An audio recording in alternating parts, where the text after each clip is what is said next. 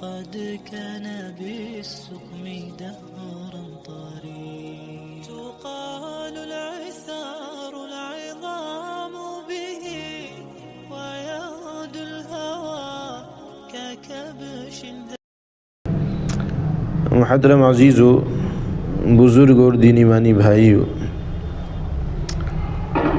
قرآن کریم کی گزشتہ چند آیات کے اندر اس بات کو بیان کیا گیا تھا کہ گھروں کے اندر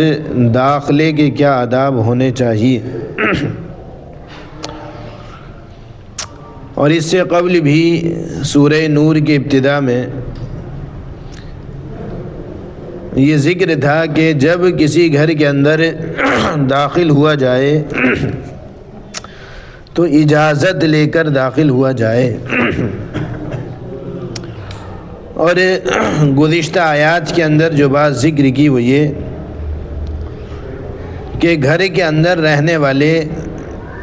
جو خاص لوگ ہیں، محرم لوگ ہیں، بچے ہیں اور گھر کے اندر کام کاج کرنے والے لوگ ہیں،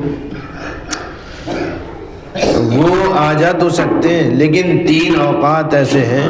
کہ جن کے اندر ان کو اجازت لینا ضروری ہوگی۔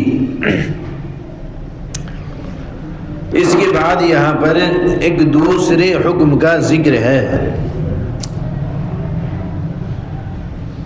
اس آیت کے اندر جو ابھی ہمارے سامنے تلاوت ہوئی،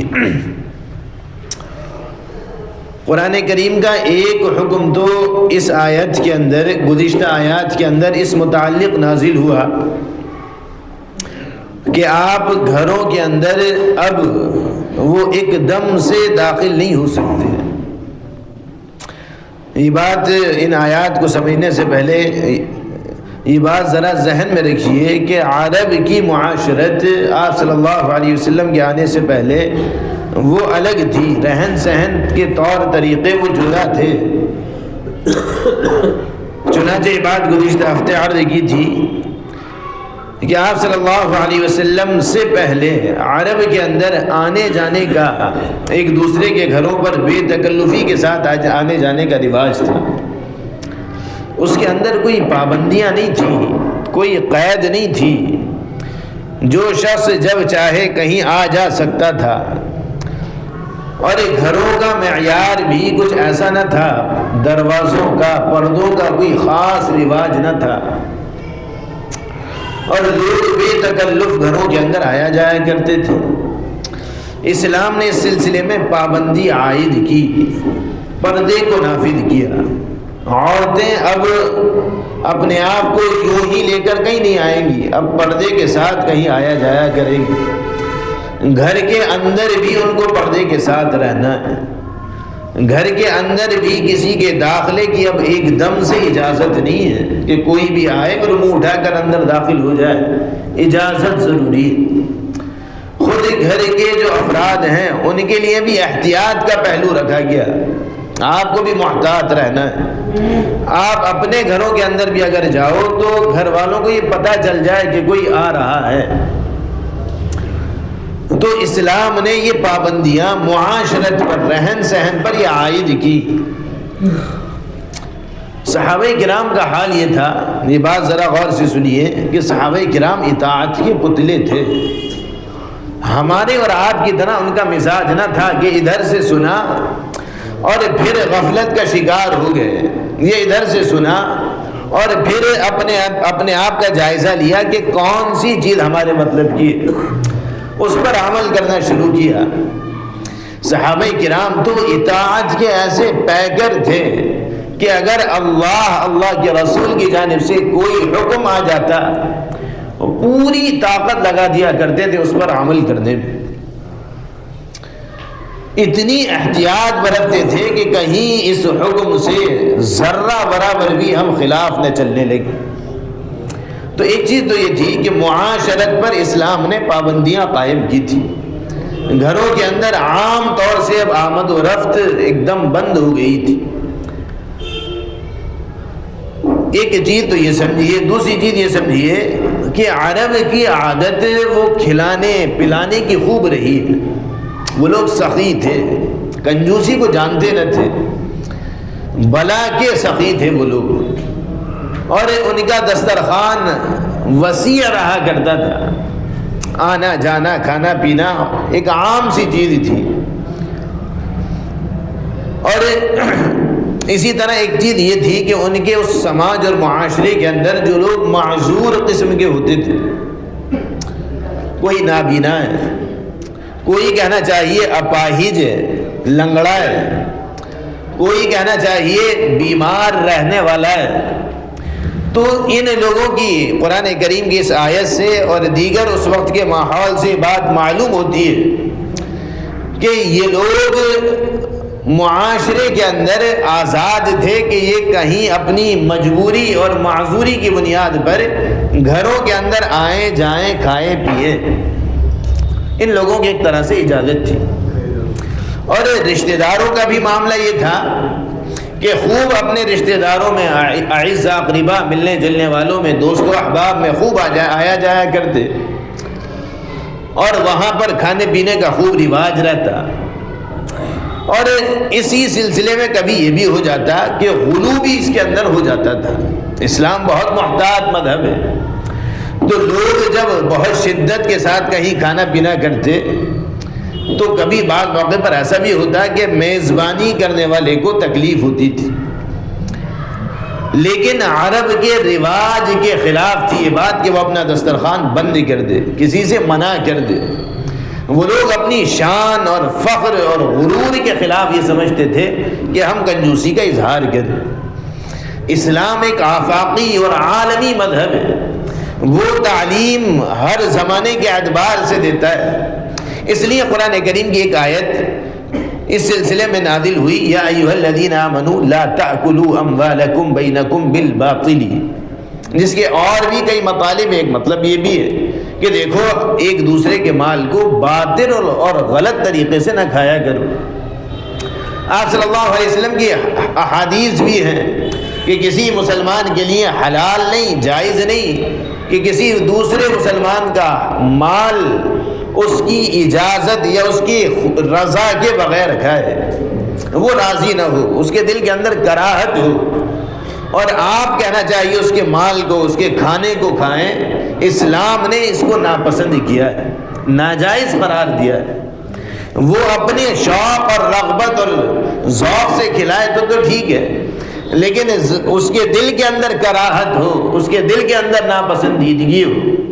اور ایسے موقع پر آپ اس کا مال کھائیں، یہ اسلام کے اندر جائز نہیں ہے۔ تو یہ دو باتیں میں نے عرض کی کہ ایک تو قرآن کریم کی یہی پچھلی آیات جو عام طور پر گھروں کے اندر داخلے پر پابندی کے لیے نازل ہوئی تھی، اور دوسری آیات اس متعلق کہ عرب کے اندر جو کھانے پینے کا ایک عام رواج تھا کہ ایک دوسرے کے یہاں پر کھانا کا خوب رواج، اور اس کے اندر حد درجہ غلو کہ لوگوں کو حرج اور نقصان بھی ہوتا تو وہ برداشت کرتے، اور لوگ بے تکلف آنا جانا قائم رکھتے۔ اور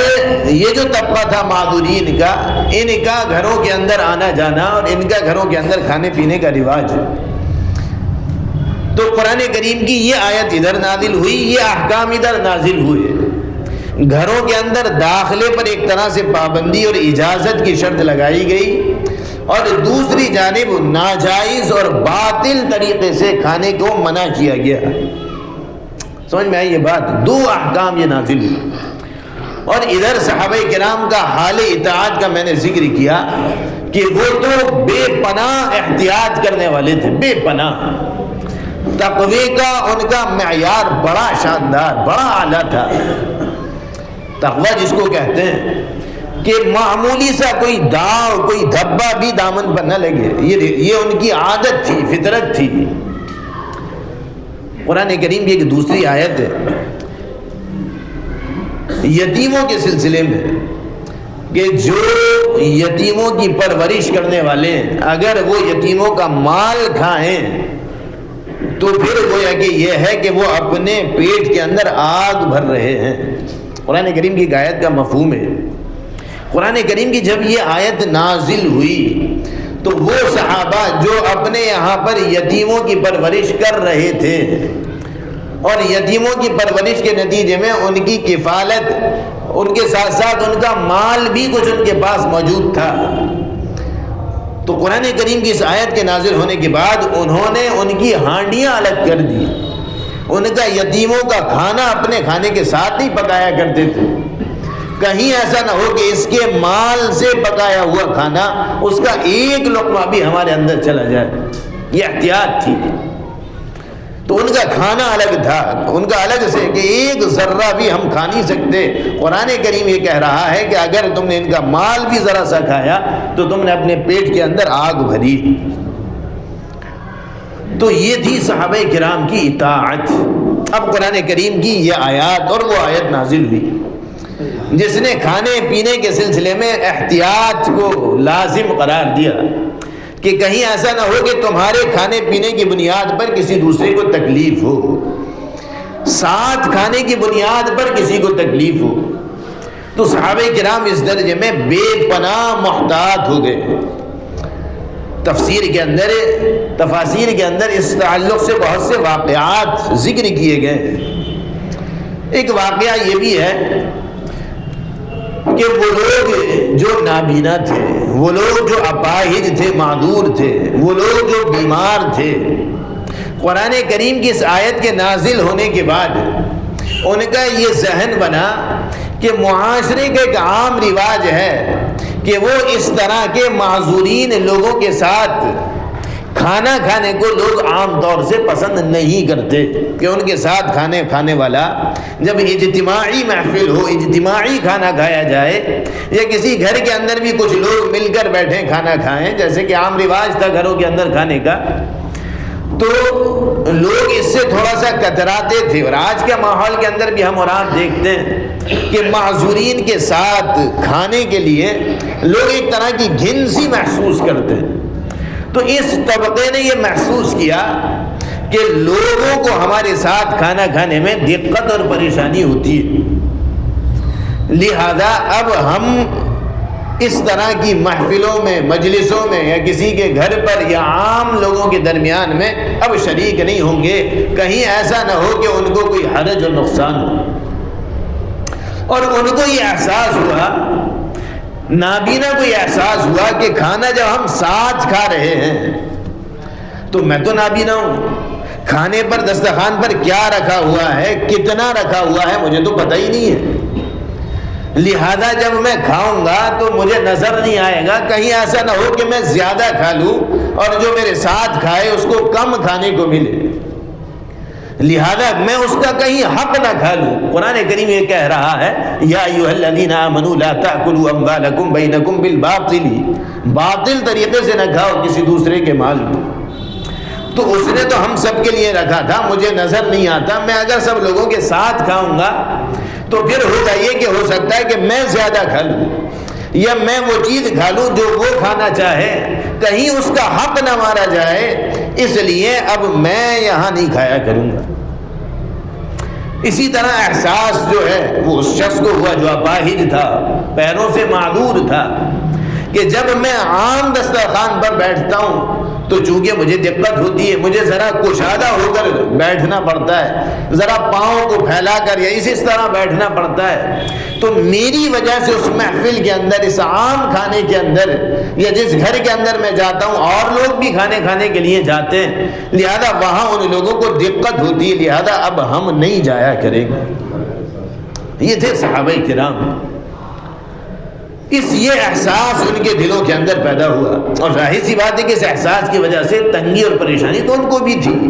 کہ وہ جو عام کھانا کھانے کے لیے ان کی ضروریات جو پوری ہو جایا کرتی تھی اب اس کے اندر کمی ہونے لگی. اس پر قرآن کریم کی یہ آیت نازل ہوئی. یہ آیت نازل ہوئی. ایک دوسرا واقعہ اسی متعلق سے وہ یہ بھی ہے کہ جس طرح سے یہ احساس اس طبقے کے اندر ہوا تھا، معذورین کے اس طبقے کے اندر، اسی طرح احساس وہ عام لوگوں کے اندر بھی ہوا تھا اس طبقے کے سلسلے میں. اور وہ لوگ یہ سوچنے لگے کہ ہمارے ساتھ یہ لوگ جو کھانا کھاتے ہیں تو ہم کو تو نظر آ رہا ہوتا ہے اور ان لوگوں کو نظر نہیں آ رہا ہوتا. تو ان کو جو نظر نہیں آ رہا ہوتا ہم ساتھ ساتھ کھاتے ہیں, تو ہم ایسا نہ ہو کہ ہم جان کر ان کا حق لے لیں. ان کو تو نظر نہیں آ رہا, وہ احتیاط کے ساتھ کھا رہا ہے, وہ سمٹ کر کھا رہا ہے, اور ہمارے سامنے ساری کی ساری چیزیں موجود ہیں, تو ہم زیادہ کھا لیں وہ کم کھائے. یہ اسی طرح وہ شخص جو پاؤں سے معذور ہے, وہ چل نہیں سکتا, کچھ لے نہیں سکتا, اپنے آپ کو زیادہ ہلا نہیں سکتا, اور دسترخوان پر بہت سی چیزیں لگی ہوئی ہیں اور ہم بالکل ٹھیک ہیں, تندرست ہیں, اس کا پاؤں نہیں ہے یا اس کا ہاتھ نہیں ہے, تو ہم ادھر جا کر بھی ادھر جا کر بھی ہاتھ بڑھا کر بھی ذرا تھوڑا سا آگے بڑھ کر بھی کوئی چیز لے کر کھا سکتے ہیں. اور یہ جو شخص ہے یہ پاؤں سے معذور ہے, ہاتھ سے معذور ہے, تو یہ جو ہے کہنا چاہیے اگر کھائے گا تو یہ کہاں سے سب کچھ لے گا. تو ہم زیادہ کھا لیں اور یہ کم کھائے, ہم اس کا حق نہ مار لیں. اسی طرح جو شخص مریض ہے, بیمار ہے, وہ دسترخوان پہ اگر موجود ہوگا تو عادتاً بیمار شخص کھانا کم کھاتا ہے, احتیاط کے ساتھ کھاتا ہے. تو کہیں ہم جو ہے وہ اس کا حق نہ مارنے والے بن جائیں, یہ اس دوسرے طبقے کے اندر احساس پیدا ہوا. ذرا سوچو کہ آپ صلی اللہ علیہ وسلم کو جو صحابہ میسر تھے, جو جماعت تھی یہ آسمان کے نیچے زمین کے اوپر, اس سے مقدس جماعت انبیاء علیہ السلام کے بعد کبھی پیدا نہ ہوئی, نہ کبھی ہو سکتی. ان کا تقوی, ان کا خوف, ان کی احتیاط, ان کا اللہ سے ڈرنا, جہنم کا خوف, اور معمولی سے ذروں کے سلسلے میں ان کی احتیاط, کیا ٹھکانے. ہم اور آپ کہاں تک پہنچ سکتے ہیں. لیکن رب العالمین نے ہم سے کہا یہی ہے کہ ان کو ذرا ماڈل بناؤ, ان کے طریقے کے اندر ہے کامیابی. یہ لوگ ہیں وہ جنہوں نے حقیقتاً اطاعت کی ہے اللہ کی, اللہ کے رسول کی. ذرا آپ سوچئے کہ اتنی زیادہ احتیاط تھی. اسلام نے اس سلسلے میں قرآن کریم کی یہ آیت نازل ہوئی. اسی طرح کی ایک اور واقعہ وہ کتب احادیث کے اندر اور دیگر کتابوں کے اندر ملتا ہے. وہ یہ کہ جب صحابہ کرام کسی غزوے پر, کسی جہاد پر, کسی موقع پر جایا کرتے تو اپنے گھر کی ذمہ داری اس طرح کے لوگوں کو دے جایا کرتے تھے. جو لوگ معذور ہوتے وہ تو جا نہیں سکتے تھے, تو وہ یہ کہہ جاتے تھے کہ جی ہم جا رہے ہیں, ہمارا یہ گھر ہے, یا یہ ہمارے گھر والے ہیں, یہ ہمارے گھر کی چابیاں ہیں, کنجیاں ہیں, آپ ذرا ان کی دیکھ ریکھ کرتے رہنا. اور وہ یہ بھی کہہ جاتے تھے کہ اس کے اندر جو کھانے پینے کی چیزیں باقی ہیں آپ کو حق ہے, آپ اس کو کھائیے. اور ادھر ان لوگوں کی احتیاط یہ تھی, کہ ادھر یہ لوگ روانہ ہوئے اور وہ کھانے پینے سے حد درجہ احتیاط برتتے تھے کہ کہیں ایسا نہ ہو کہ اس کی اجازت تو ہو لیکن میں اس اجازت سے زیادہ نہ کھا لوں. اس نے تو اجازت دی تھی, لیکن کہیں ایسا نہ ہو کہ میں خود اپنی جانب سے اس میں اور زیادہ اضافہ کر لوں, اس کو تکلیف ہو. چوتھی چیز, ایک صحابی تھے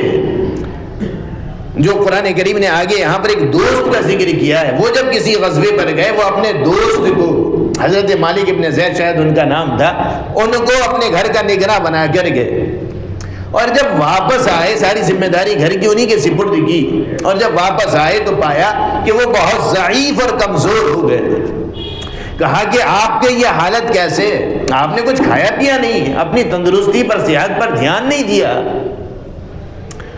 اس موقع پر کہا کہ جی مجھ کو یہ بات گوارا نہ ہوئی کہ آپ کے اس مال میں سے آپ کے پیچھے کچھ کھاؤں اور میں حد سے آگے بڑھ جاؤں. یہ صحابہ کرام کی احتیاط کا علم تھا. اور ذرا سوچئے کہ قرآن کریم کی احکامات اس وقت نازل ہو رہے ہیں. یہ تو ہمارا اور آپ کا معاملہ ہے کہ جہاں رزق کی فراوانی ہے, کوئی شخص کتنا کھا لے بہت باقی رہ جاتا ہے. شادی بیاہوں کے اندر خاص طور سے ہم اور آپ دیکھتے ہیں کہ کتنا کھا لینے کے باوجود کتنا پھکتا ہے, کتنا برباد ہوتا ہے. اور یہ تو اس وقت کی بات ہے احتیاط کی جب کھانے کے لیے بہت کم میسر آتا تھا. معمولی سے کچھ جو ہوتے تھے, معمولی سی کہنا چاہیے کچھ کھجوریں ہوا کرتی تھی. آپ صلی اللہ علیہ وسلم کی ایک روایت کے اندر اس زمانے کی یہ صحیح عکاسی ہوتی ہے. آپ نے فرمایا کہ جب تم لوگ ایک ساتھ کھانا کھانے, ایک ساتھ بیٹھو کھانے کے لیے تو 2 اور کئی لوگ بیٹھے ہیں تو آپ نے فرمایا کہ کوئی 2 کھجوریں ایک ساتھ نہ اٹھا لیں، یعنی اتنی کم کہ آپ نے اگر 2 اٹھائیں تو اور لوگوں کا حق نہ مارا جائے۔ یہ غربت کا حال تھا اس وقت کے۔ بعد میں اللہ تعالیٰ نے پھر افراط کی، فراوانی کی، لیکن وہ وقت کہ جب آپ صلی اللہ علیہ وسلم کو یہ حکم دینا پڑا کہ جب دسترخوان پر محدود سی چیزیں تو آپ ایک کھائیے، سامنے والا ایک کھائے،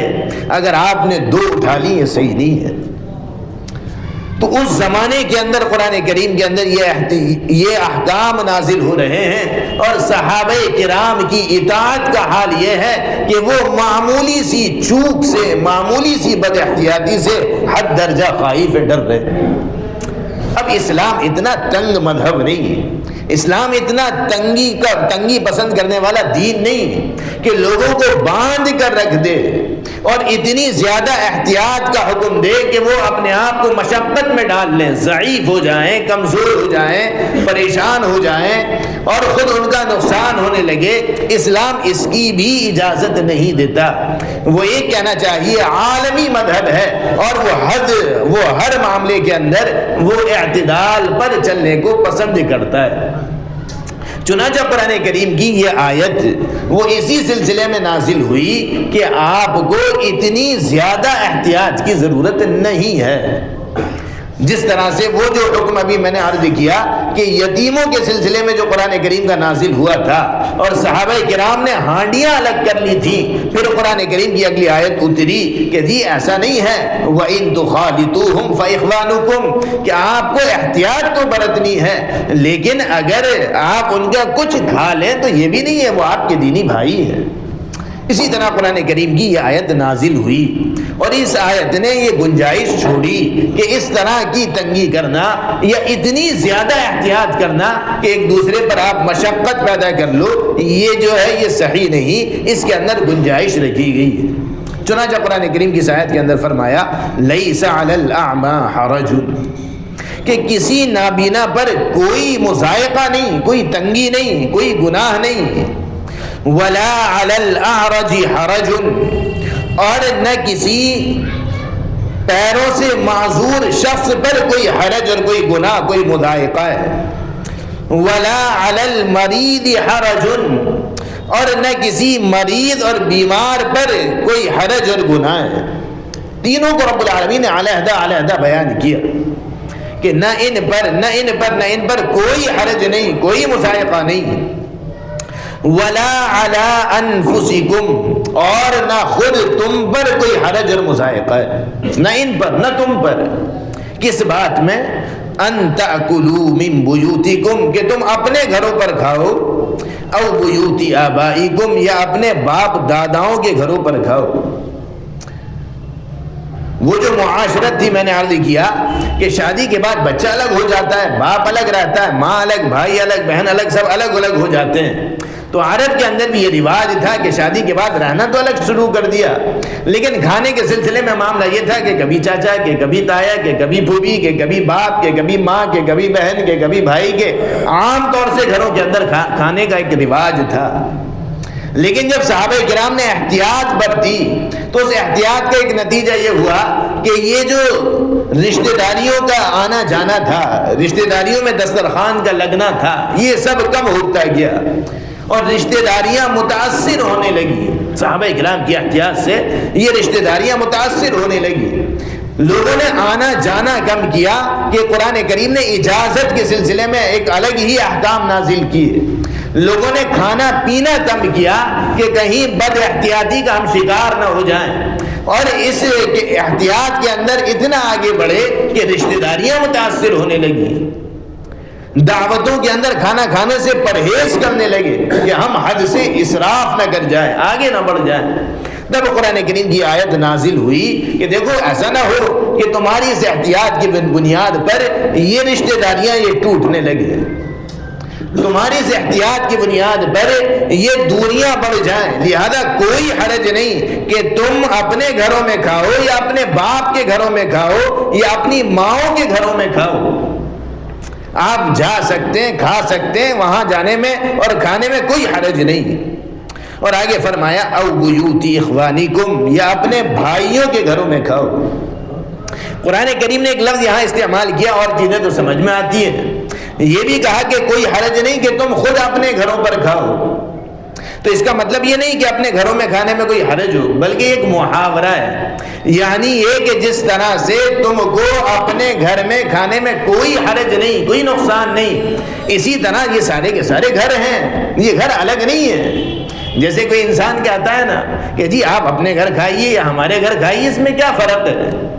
تو اسی طرح قرآن کریم کہہ رہا ہے کوئی فرق نہیں، کوئی حرج نہیں کہ تم اپنے گھروں میں کھاؤ یا اپنے باپ داداؤں کے گھروں میں کھاؤ، او بیوت امہاتکم، یا اپنی ماں کے گھروں میں کھاؤ،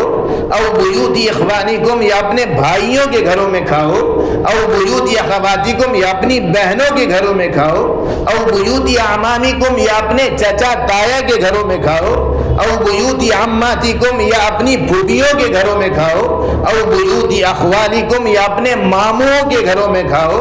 او بیوت خالاتکم، یا اپنی خالاؤں کے گھر پر کھاؤ، او ما ملکتم مفاتحہ، یا ان گھروں میں کھاؤ جن کی چابیوں کے تم مالک ہو، او صدیقکم، یا اپنے دوست کے گھر پر کھاؤ۔ ان کے گھروں میں آنا جانا، ان کے گھروں میں کھانا پینا، اس میں اتنی زیادہ احتیاط یہ صحیح نہیں۔ آپ یہاں پر کھا سکتے ہیں، کوئی مذائقہ نہیں، اسلام اس پر پابندی عائد نہیں کرتا۔ تو قرآن کریم کی یہ آیت نازل ہوئی جس نے اس سلسلے میں اتنی زیادہ احتیاط برتنے سے کی گنجائش کو ختم کیا، اور یہ گنجائش پیدا کی کہ آپ ان گھروں کے اندر عام طور سے آ جا سکتے ہیں اور کھا پی سکتے ہیں، یہاں پر آنے جانے میں کھانے پینے میں کوئی حرج نہیں۔ اور دوسری چیز یہ کہ ان گھروں کے اندر یہ قرآن کریم گویا کہ یہ کہتا ہے کہ یہ گھر یہ آپ کے اپنے گھر ہیں، یہ آپ کے اپنے گھر ہیں، خصوصاً خاص طور سے عرب کے اس کلچر کے اعتبار سے جہاں پر یہ رشتہ داریاں اور یہ گھر جن کا قرآن کریم نے ذکر کیا ہے، یہاں پر پہلے سے بھی آنے کا جانے کا کھانے پینے کا ایک عام رواج تھا۔ تو قرآن کریم یہ کہہ رہا ہے کہ یہ وہ گھر ہیں کہ جہاں آپ آئیے بلا تکلف، جیسے اپنے گھروں کے اندر کھاتے ہیں کھائیے، اور اگر آپ کے ساتھ ساتھ کوئی نابینا یا کوئی ایسا شخص جو مریض و بیمار رہتا ہو یا کوئی اپاہج شخص بھی آپ کے ساتھ ساتھ آ جائے، آپ اس کو بھی کھلائیے، کوئی حرج نہیں ہے۔ کہ جس موقع پر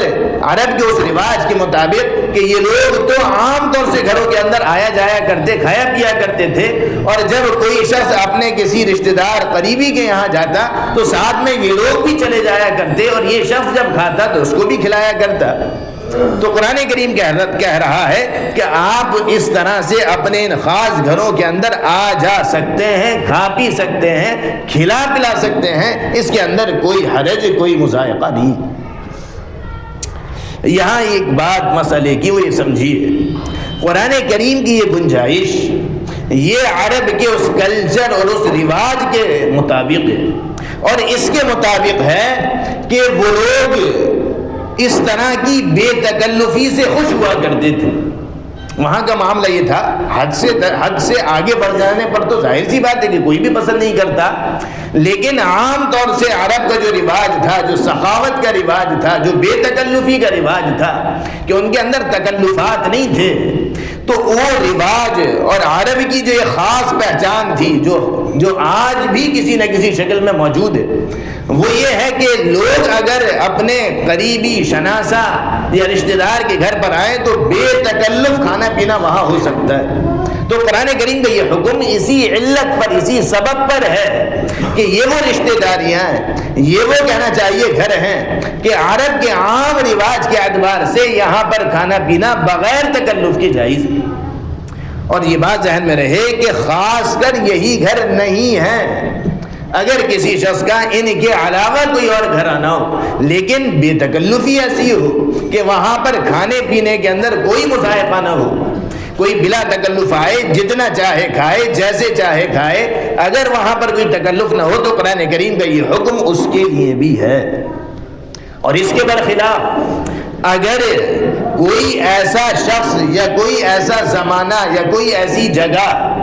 جہاں پر یہ حکم بدل جائے، یہ تکلف ختم ہو جائے، یہ اجازت ختم ہو جائے، جیسے ہمارے اور آپ کا اب عام سا رواج بن گیا ہے۔ اب یہ بات نہیں ہے کہ آپ جو ہے وہ کسی کے گھر میں آئیں اور بے تکلف کھائیں، عام رواج نہیں ہے۔ اکا دکا کسی گھرانے میں، کسی خاندان میں یا کسی شخص کے اندر یہ صفات باقی رہ گئی ہو، یہ عرب کا اس وقت کا رواج تھا۔ آج کا رواج اس کے برخلاف ہے، تو یہ تقاضا، یہ عمل، یہ پھر اس موقع پر نہیں ہے کہ ایسا شخص جو یہ نہ چاہتا ہو، جو اس کو تنگی محسوس کرے، جو اس تکلف کو پسند نہ کرے، تو پھر اس کے اندر آپ عام طور سے جا کر کھائیں بھی، پیئیں بھی، کھلائیں بھی، پلائیں بھی، اس کی اجازت نہیں ہے۔ قرآن کریم کا یہ حکم اسی پر ہے کہ یہ وہ لوگ ہیں جو اس زمانے میں، یہ وہ گھرانے جو اس زمانے کے اندر اپنے یہاں پر اپنے اعزاء اقربا کو، رشتہ داروں کو، دوست احباب کو آنے میں اور ان کو کھلانے پلانے میں اور ان کے کھلائے پلانے پر کسی اور کو وہ تنگی محسوس نہیں کرتے، بلکہ ان کو خوشی ہوتی ہے۔ اگر کوئی بغیر اجازت بھی کھا لے پی لے، ان کو خوشی ہوتی ہے، ان کے دل کے اندر کچھ بھی معمولی سا فرق پیدا نہیں ہوتا۔ تو آج بھی یہ حکم اس معنی میں ہے کہ وہ گھرانے، وہ دوست، وہ اعزاء، وہ رشتہ دار کہ جن کے یہاں پر ہم آئیں جائیں اور بلا تکلف وہاں پر کھا لیں، پی لیں، کھلا دیں، پلا دیں، اور ان کے دل کے اندر اس کھلانے پر، پلانے پر، کھانے پر، پینے پر دل کے اندر کوئی گرد و غبار پیدا نہ ہو، بلکہ ان کو اور خوشی ہو کہ جی یہ ہمارے یہاں آ رہے ہیں، کھا رہے ہیں، پی رہے ہیں، اس سے ان کو خوشی ہو، تو یہ حکم ان کے لیے ہے۔ یہ رشتہ دار ہوں، ملنے جلنے والے ہوں، دوست احباب ہوں یا کوئی اور ہو، ان رشتہ داروں کے علاوہ کوئی اور رشتہ دار ہو، اور اگر یہ صفت ان لوگوں میں نہیں ہے جن کو قرآن کریم نے ذکر کیا ہے، تو یہ حکم ان کے لیے بھی پھر نہیں ہے۔ ایک چیز، دوسری چیز یہ سمجھیے، قرآن کریم نے یہاں پر عام طور سے قرآن یہ کہہ سکتا تھا، رشتہ داروں اتنی لمبی آیت کا ذکر نہ کر کر مختصر بھی یہ بات کہی جا سکتی تھی، لیکن قرآن کریم کی آپ ترتیب دیکھیے، قرآن کریم نے ایک ایک رشتہ داری کو ہائی لائٹ کیا ہے، ایک ایک رشتہ داری کو۔ پہلے باپ کا ذکر کیا، پھر ماں کا ذکر کیا، پھر بھائی کا ذکر کیا، پھر بہنوں کا ذکر کیا، اور گویا کہ یہ پیغام دینا چاہا کہ اسلام چاہتا ہے کہ یہ رشتہ داریاں جڑیں، ان رشتہ داریوں کے یہاں پر آنا جانا ہو، یہ رشتہ داریاں ایسی ہوں کہ یہاں پر کھانے پینے کا ایک رواج پڑے، یہ رشتہ داریاں یہ قربتوں کے اندر بدلیں، یہ خونی رشتہ داریاں ہیں۔ اور قرآن کریم نے ایک ایک رشتہ داری کو اسی سیریل وائز ذکر کیا ہے۔ سب سے عظیم رشتہ باپ کا، پھر ماں کا، پھر بھائی کا، پھر بہن کا، پھر چچا کا، پھر پھوپھی کا، پھر ماموں کا، پھر خالہ کا، پھر کہنا چاہیے وہ لوگ جو او ما ملکت مفاتحہ، اور اس کے بعد ذکر ہے کہنا چاہیے دوستوں کا ذکر سب سے آخر میں۔ گویا کہ قرآن نے ترتیب قائم کی ہے کہ کن کے حقوق زیادہ ہیں۔ اطاعت کے سلسلے میں ماں سے افضل باپ ہے، حسن سلوک کے سلسلے میں، نرمی کے سلسلے میں تو ماں ہے، لیکن اطاعت کے سلسلے میں وہ باپ کا درجہ ماں سے بھی بڑا ہوا ہے، اس لیے کہ ماں کو خود حکم ہے کہ وہ باپ کی اطاعت کرے، بیوی پر شوہر کی اطاعت لازم ہے، لہذا اطاعت کے سلسلے میں باپ کا درجہ اوپر ہے، ماں کا نیچے۔ تو قرآن کریم نے پہلے ذکر کس کو کیا ہے؟ باپ کو، کہ کوئی حرج نہیں کہ تم اپنے گھروں میں کھاؤ یا اپنے باپ داداؤں کے گھروں میں کھاؤ۔ اور پھر قرآن کریم کی اس ترتیب کے اندر اور غور کریے کہ یہاں پر قرآن کریم نے مرد کے ذکر کو پہلے کیا ہے، عورتوں کے بعد میں کیا ہے، بھائی اس کے بعد بہن، چچا اس کے بعد پھوپھی، ماموں اس کے بعد خالہ۔ وہ جو نعرہ ہے کہ جی عورتیں پہلے ہونی چاہیے، حقوق کی حد تک تو ٹھیک ہے، لیکن اسلام نے اطاعت کے سلسلے میں اور قوامیت کے سلسلے میں مرد کو عورت پر فضیلت دی کہ ساری کی ساری ذمہ داری اس مرد پر ڈالی گئی۔ اور دوسری چیز یہ کہ یہاں پر آپ پھر غور کیجیے کہ قرآن کریم نے ددیحالی رشتہ داروں کو ننیحالی رشتہ داری پر فوقیت دی ہے۔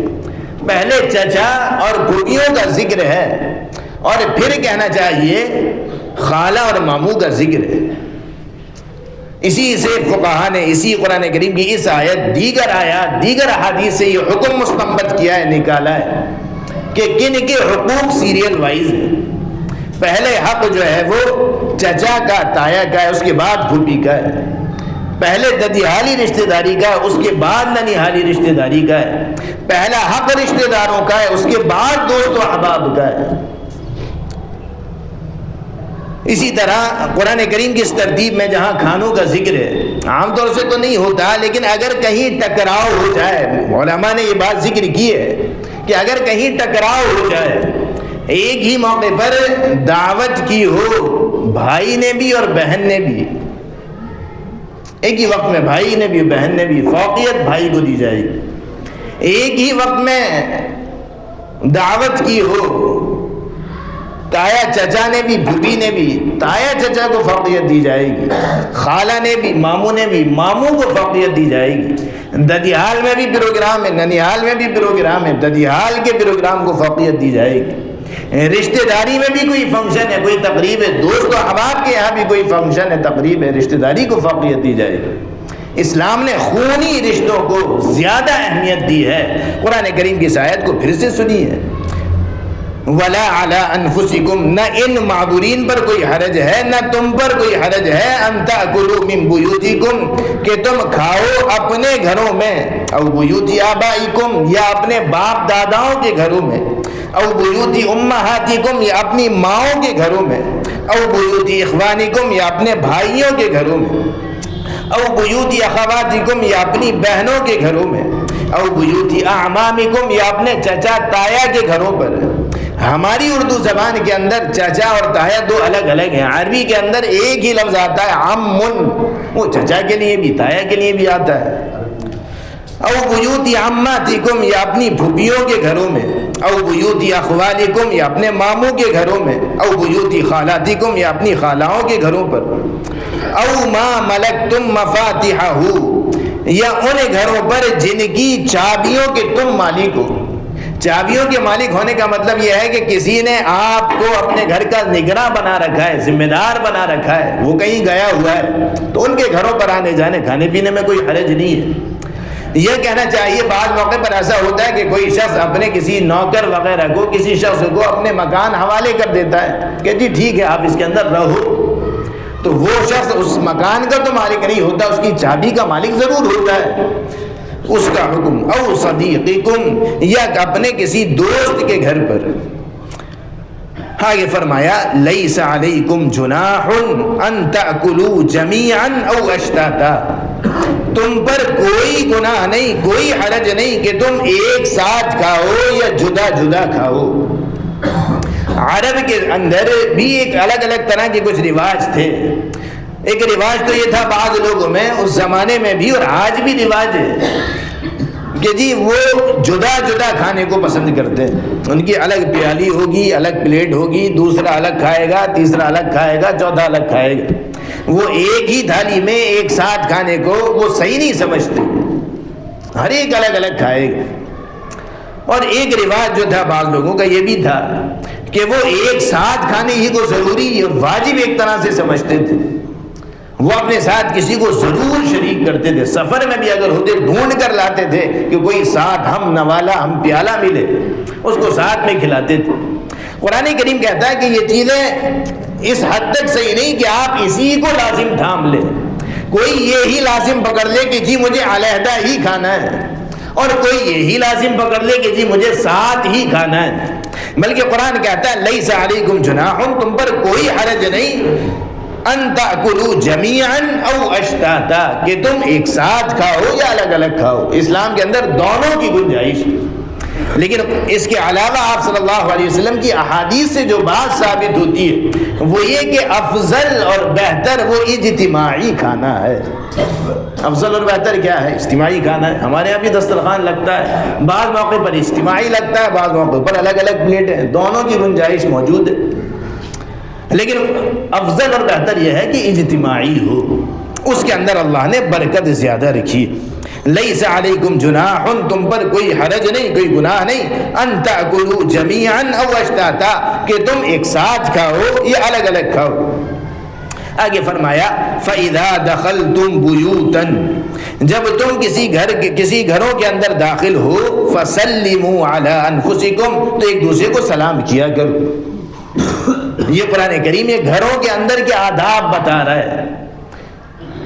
گھر کے اندر کی معاشرت رہن سہن بتا رہا ہے، اجازت کے سلسلے کے آداب دیے، کھانے پینے کے سلسلے کے آداب دیے،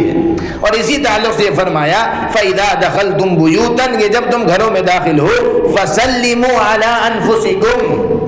تو تم ایک دوسرے کو سلام کیا کرو، تَحِيَّةً مِّنْ عِنْدِ اللَّهِ مُبَارَكَةً طَيِّبَةً، فرمایا کہ یہ جو سلام ہے یہ ایک دعا ہے جو اللہ کی جانب سے آئی ہے، مبارک برکت والی دعا ہے، طیبتاً پاک دعا ہے۔ اسلام نے جو سلام دیا ہے، اسلام نے جو سلام کا کلچر دیا ہے، اس کے جو کلمات دیے ہیں وہ آسمان سے نازل شدہ کلمات ہیں۔ اسلام سے قبل یا دیگر قوموں میں سلام کے طور پر جو لفظ کہنا چاہیے عام مروج ہے، ان کا رواج ہے، تو وہ لوگوں کے خود کے بنائے ہوئے ہیں۔ آپ صلی اللہ علیہ وسلم سے پہلے لوگ آپس میں جو کہا کرتے تھے صباح الخیر، مساء الخیر، جس کا ترجمہ اب کی زبان میں اگر کہا جائے تو وہی ہے گڈ مارننگ اور گڈ ایوننگ، صبح بخیر شام بخیر۔ اس میں کیا ہوا، صبح اچھی ہو گئی شام اچھی ہو گئی، لیکن اسلام نے جو دیا طریقہ وہ سلام کا دیا، السلام علیکم، تم پر سلامتی ہو، ورحمت اللہ، اللہ کی رحمتیں ہوں، وبرکات، اس کی برکتیں ہوں۔ یہ تو دعا ہے کہ جس سے بھی آپ ملیں گے اس کے لیے اللہ سے رحمتیں اتروا لیں گے، برکتیں اتروا لیں گے، سلامتی کی ضمانت دے دیں گے۔ قرآن کریم کہتا ہے کہ یہ جو کلمات ہیں یہ عام نہیں ہیں، فَسَلِّمُوا عَلَىٰ أَنفُسِكُمْ، تم ایک دوسرے کو سلام کیا کرو، تَحِيَّةً مِّنْ عِنْدِ اللَّهِ، یہ دعا ہے، یہ سلام کوئی ایسے ہی الفاظ نہیں، ایک دعا ہے، مِّنْ عِنْدِ اللَّهِ، یہ اللہ کی جانب سے آئی ہے، مبارکتاً، یہ برکت کی چیز ہے، طیبتاً، بڑی پاکیزہ ہے۔ ان احکام کو اس آیت کے اندر بیان کر کر رب العالمین فرماتا ہے کذالک یبین اللہ لکم الآیات، اللہ اسی طرح اللہ تعالیٰ تمہارے لیے آیات کو کھول کھول کر بیان کرتا ہے، لعلکم تعقلون، شاید کہ تم سمجھ سکو، کھول کھول کر احکام کو بیان کرتا ہے شاید کہ تم کو کچھ سمجھ میں آ جائے۔ تو دوستو یہ ہے مذہب اسلام۔ اسلام ایک بھی چیز نہیں چھوڑتا، انسان کو جس طرح سے عقائد کا سبق سکھاتا ہے، عقائد کا درس دیتا ہے، اسلام اسی طرح انسان کو عبادت کے طور طریقے بھی دیتا ہے کہ عبادت کس طرح کرنی ہے، اور اس کے علاوہ انسان کو معاشرت سکھاتا ہے۔ اور سورہ نور پوری کی پوری گویا کہ معاشرت، رہن سہن کے، لیونگز کے آداب اور اس کے کہنا چاہیے طور طریقوں کا بیان ہے پورا کا پورا، کہ عام لوگوں کو آپس میں اپنی سماجی زندگی کو، اپنی سوشل لائف کو کیسے بنانا ہے، ان کے طور طریقے کیا ہوں، آپس میں جب سارے کے سارے انسان ایک ساتھ رہتے ہیں تو وہ کس طرح سے ملیں، کس طرح سے جدا ہوں، کس طرح سے آئیں، کس طرح سے داخل ہوں، کہیں ایسا نہ ہو کہ ان کے آپسی گھل مل جانے کی بنا پر حیا کی دیواریں ختم ہو جائیں، پردے کا رواج ختم ہو جائے۔ اسلام اس سلسلے میں وہ احکام دیتا ہے جو انسان کی طبیعت، انسان کی فطرت، انسان کے مزاج کے عین مطابق، ایک ایک حکم کو آپ قرآن کریم کے اندر پڑھیے اور انسان کی اپنی طبیعت سے پوچھیے، انسان کی فطرت سے، اس کے مزاج سے پوچھیے کہ کیا یہی تعلیم وہ نہیں ہے جو انسان اور تمام انسانیت کے لیے فلاح کی، کامیابی کی ضامن ہے۔ اسلام کے علاوہ کوئی اور مذہب نہیں جس نے اس سے بہتر عقائد کا سبق سکھایا ہو، اسلام کے علاوہ کوئی اور مذہب نہیں جس نے اسلام سے بہتر عبادت کا نظام اور سسٹم دیا ہو، اور اسلام سے افضل اور بہتر اسلام کے سوا کوئی اور مذہب نہیں جس نے معاشرت اور رہنے سہنے کے اس سے بہترین، اس سے حسین اور اس سے خوبصورت نظام زندگی پیش کیا ہو۔ انسانوں کی فطرت کے عین مطابق جہاں ایک ایک کے ادب کی، ایک ایک کے حقوق کی رعایت رکھی گئی ہے، اور ایک پوری کی پوری سوسائٹی کو دیکھ کر احکام دیے گئے، نہ انسان اس کو کرنے میں مشقت کے اندر پڑ جائے اور انسان اس کو چھوڑ کر کہنا چاہیے کسی نفع کا حاصل کرنے والا بن جائے، یہ نہیں، بلکہ جو احکام شریعت اسلام نے معاشرت اور رہن سہن کے سلسلے میں دیے ہیں وہ انسانی مزاجوں کے عین مطابق ہیں. اسی کے اندر آپسی محبتیں، آپسی ہمدردیاں، ایک دوسرے کے حقوق کا خیال، اور اسی کے ساتھ ساتھ ایک ایک کی عصمت کی اور اس کی عزت کی محافظت ہے، اس کے اندر حفاظت ہے. رب العالمین ان آیات کو سمجھنے کی اور سمجھ کر عمل کرنے کی توفیق نصیب فرمائے. وآخر دعوانا الحمد للہ رب العالمین.